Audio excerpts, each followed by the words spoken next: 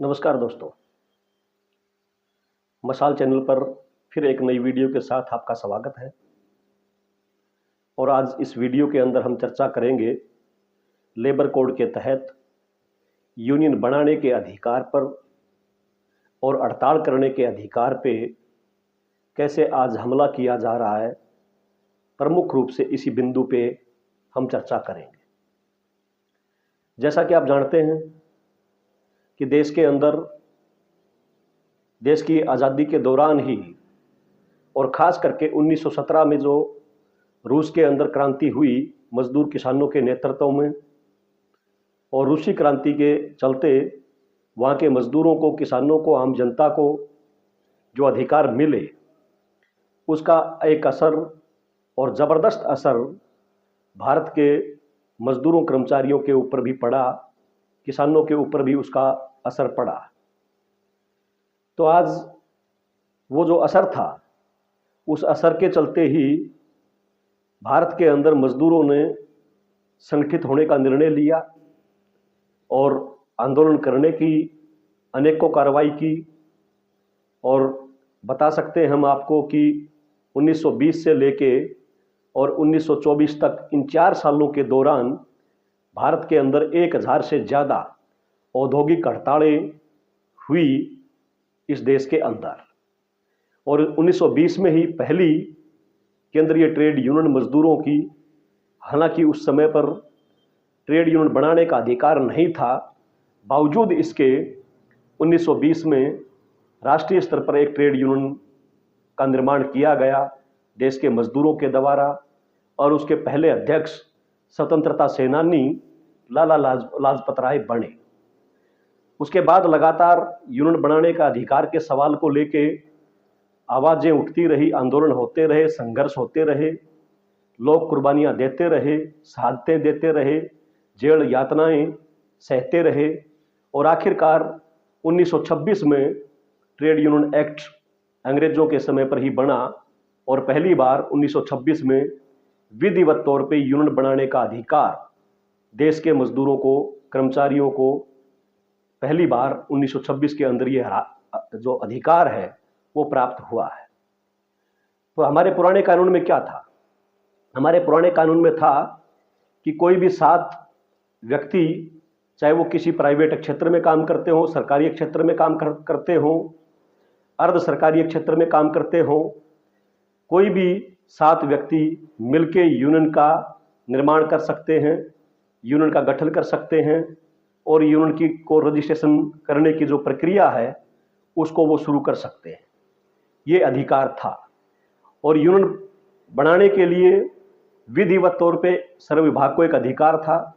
श्रम विभाग जो है वो यूनियन को रजिस्टर्ड करेगा और रजिस्टर्ड करने से पहले उसका संविधान, उसके कागज पत्र, यूनियन बनाने वाले लोगों का सत्यापन वो करेगा। ये नियम था।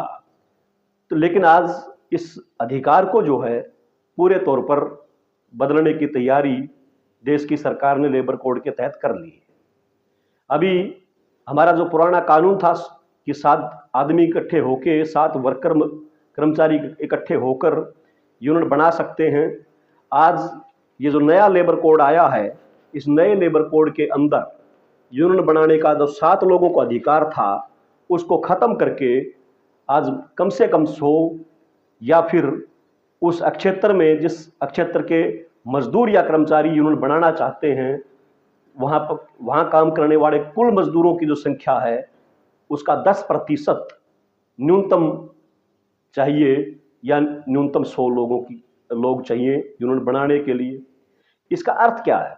इसका अर्थ ये है कि यूनियन बनाने की जो कार्रवाई है उसको इतना जटिल कर दिया जाए कि लोग यूनियन बनाना ही भूल जाएं, यूनियन बनाने की जो प्रक्रिया है वो पूरे तौर पर बाधित हो जाए।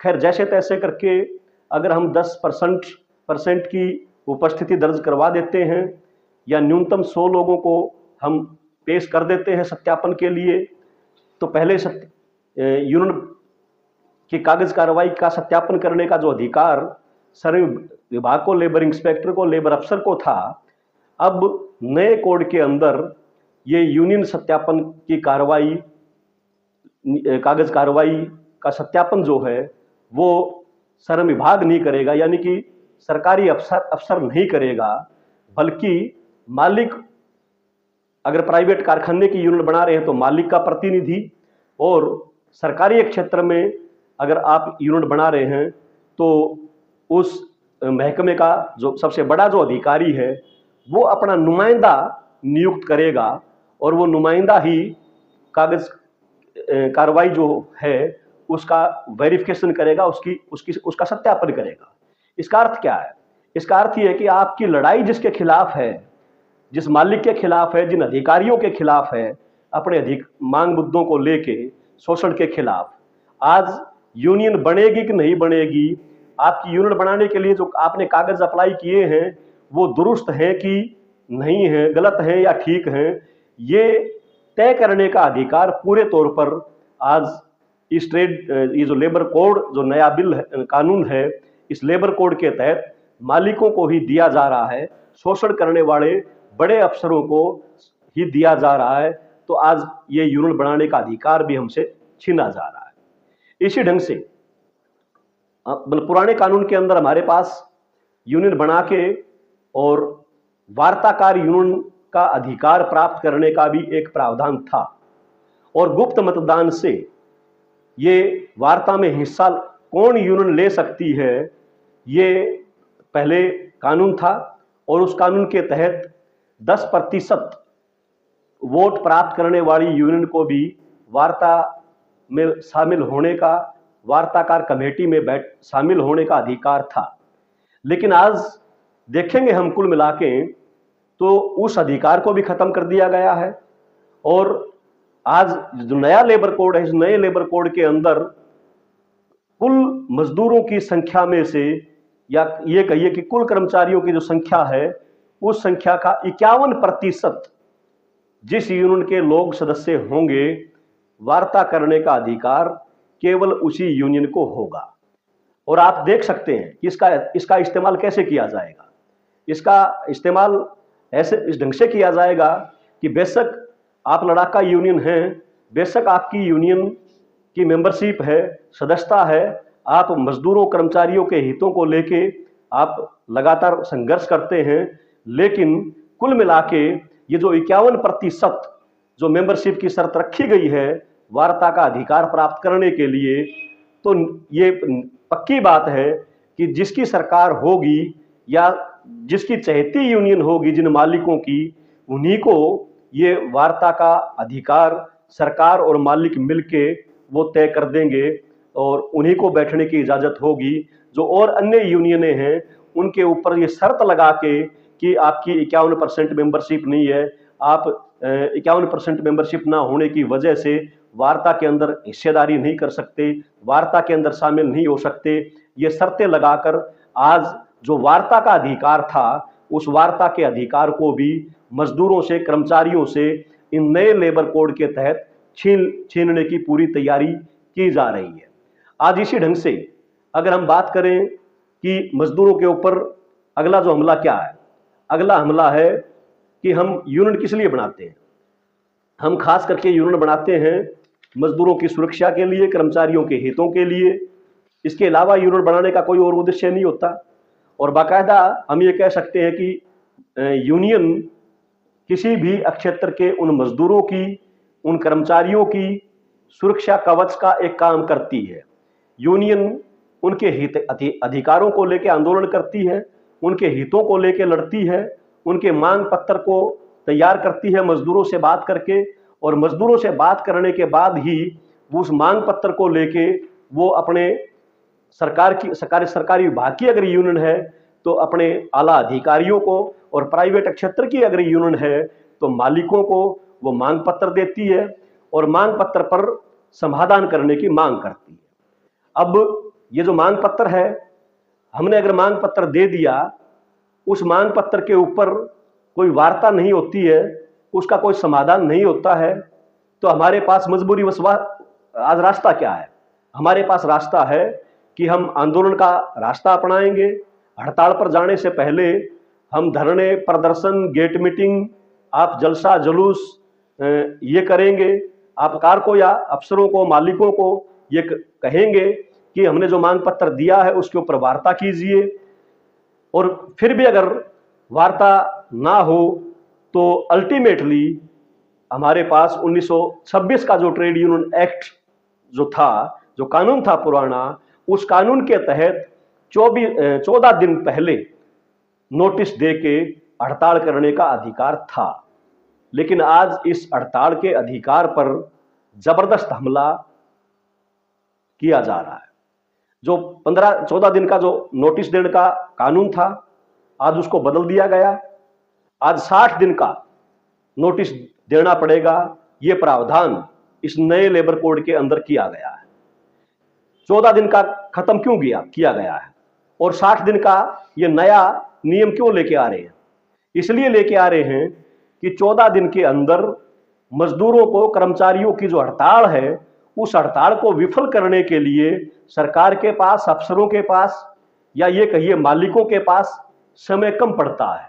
इसलिए उनको पर्याप्त समय चाहिए आपकी एकता को तोड़ने के लिए, आपकी हड़ताल को विफल करने के लिए उनको पर्याप्त समय चाहिए। इसी वजह से यह 60 दिन का समय तय किया गया है। जैसे तैसे आपने उन 60 दिनों के अंदर अगर अपनी एकता को टूटने से बचा लिया, मालिकों और अफसरों के चंगुल में आने से आप अगर बच गए, तो हड़ताल का जो नोटिस आपने दे रखा है, 59वें दिन आपके साथ वार्ता शुरू कर दी जाएगी और वार्ता के लिए आपको बुला लिया जाएगा। लेकिन उस वार्ता के अंदर बेशक आपको कुछ हासिल ना हो, आपको कुछ सरकार या मालिक कोई भी किसी प्रकार की सुविधा, चाहे वो वेतन बढ़ोतरी की हो, सामाजिक सुरक्षा की हो, दुर्घटना लाभ की हो, और अन्य जो सुविधाएं हैं वो हो, वो बेशक देने से मना कर दें, बेशक वो उनके ऊपर कोई हाँ ना बढ़े, लेकिन वार्ता शुरू हो चुकी है। और वार्ता शुरू हो चुकी है तो इस वार्ता का कोई अंत नहीं है, कोई इसके अंदर समय सीमा नहीं है कि 1 महीने के अंदर, 2 महीने के अंदर आपको इस वार्ता का निपटारा करना ही पड़ेगा, मजदूरों, कर्मचारियों के मांग पत्र का समाधान करना ही पड़ेगा। ऐसा कोई भी समय सीमा इसके अंदर नहीं है, खुला समय रखा गया है। जब खुला समय रखा गया है तो मालिक लोग इस कानून का फायदा उठा के, अधिकारी इस कानून का फायदा उठा के आपको कहेंगे कि आज वार्ता नहीं हो सकती, किन्हीं कारणों के चलते हमने अभी तक विचार नहीं किया है आपके मांगों पर, क्या क्या स्वीकार किया जाए, क्या ना स्वीकार किया जाए, आपको क्या दिया जाए, क्या ना दिया जाए, इस पे हमने सोचा नहीं है। इसलिए हमें ये सोचने का समय चाहिए। आप 3 महीने बाद फिर वार्ता के लिए आए, 3 महीने आगे की फिर तारीख आपको दे देंगे। अल्टीमेटली होगा क्या? ऐसे तारीख पे तारीख देते चले जाएंगे और आखिरकार हम जब तक वार्ता चल रही है उसका नए कानून के मुताबिक हड़ताल नहीं कर पाएंगे। तो ये कुल मिला के देखेंगे हम तो वार्ता के बहाने से मजदूरों को हताश करना, कर्मचारियों को निराश करना, ये आज एक नया षड्यंत्र रचा जा रहा है लेबर कोड के तहत। अब आपने अगर वार्ता के दौरान अगर हड़ताल कर दी, नोटिस के 60 दिन पूरे होने के बाद भी अगर आपने हड़ताल कर दी और वार्ता के दौरान कर दी, तो उस हड़ताल को किसी भी कोर्ट में जाने की जरूरत नहीं है। मालिकों को, अफसरों को कहीं भी कोई राय सलाह लेने की जरूरत नहीं है, अफसरों को या मालिकों को।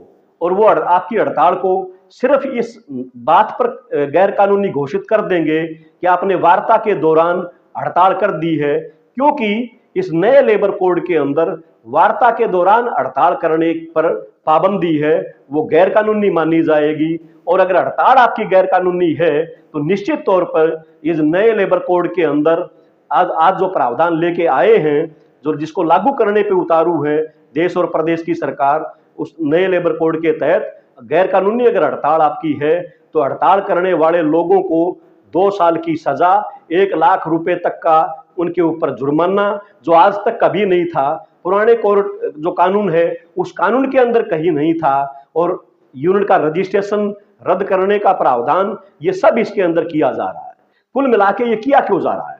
ये किया इसलिए जा रहा है कि आज देश में, प्रदेश के अंदर जो मालिक लोग हैं या बड़े जो अधिकारी हैं महकमों के, उनको ये मजदूरों कर्मचारियों की यूनियन जो हर वक्त किसी ना किसी मुद्दे को लेके उनके सामने खड़ी रहती हैं, उनको मजदूरों कर्मचारियों के मसले समाधान करने के लिए मजबूर करती हैं, उनको उनके ऊपर दबाव बनाती हैं कि मजदूरों के लिए, कर्मचारियों के लिए ये नई चीज लागू करो, ये नया नियम लागू करो, ये जो तमाम जो चीज हैं ये उनको असहनीय है, बर्दाश्त नहीं है।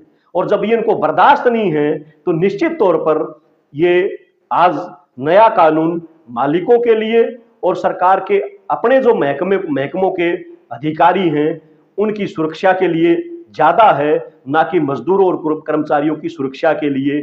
इसलिए आज के दिन ये लेबर कोड के नाम पे मजदूरों को, कर्मचारियों को कानूनी जो अधिकार था यूनियन बनाने का, आज उस यूनियन बनाने के अधिकार को ही पूर्ण रूप से खत्म किया जा रहा है, पूरे तौर पर उसको बर्बाद किया जा रहा है, ताकि ज्यादा से ज्यादा शोषण देश के मजदूरों का, देश के कर्मचारियों का किया जा सके और सरकार और मालिक मिलके अपनी तिजोरियां भर सकें। इस उद्देश्य से ये नए कानून में हड़ताल करने का अधिकार को पूरे तौर पर खत्म किया जा रहा है। आज यूनियन बनाने के अधिकार को पूरे तौर पर खत्म किया जा रहा है। अपनी मांगों के लिए आवाज उठाने के लिए जो अधिकार है उसको पूरे तौर पर खत्म किया जा रहा है। इसलिए आज के दिन सबसे बड़ी जो चुनौती हमारे सामने खड़ी है वो चुनौती यही खड़ी है कि हमारे पूर्वजों ने जो संघर्ष करके, लड़ाइयां लड़के जो कानून बनवाए थे, यूनियन बनाने का अधिकार प्राप्त किया था, हड़ताल करने का अधिकार प्राप्त किया था, वार्ता करने का अधिकार जो प्राप्त किया था, वो बचेगा कि नहीं बचेगा,